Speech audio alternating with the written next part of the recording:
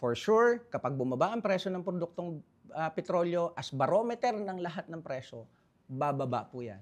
Bakit hindi ginagawa ng gobyerno? Kasi liliit yung kanilang collection sa buwis. Kung liliit ang kanilang collection sa buwis, liliit yung posible nilang makurakot. So, real talk tayo. Yun talaga. So, sir, Pwede you gawin. said a lot, di ba? Ang ugat ng kahirapan ay korupsyon. Gaano Yes. po ba katotoo yan?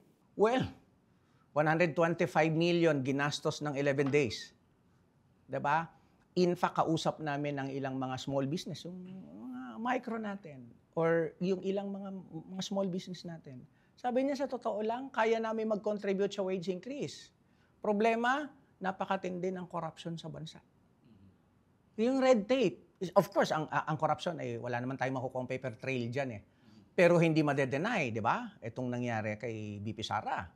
No? At nangyari yan sa pagpapalayas mismo kay former President Estrada. The corruption yung sangkot sa kanya in illegal gambling.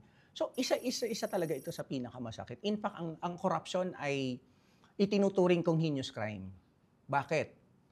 Pag tinanggalan mo, ninakaw mo yung budget sa education, maraming kabataan hindi makakapag-aral. Inagawan mo siya ng kinabukasan.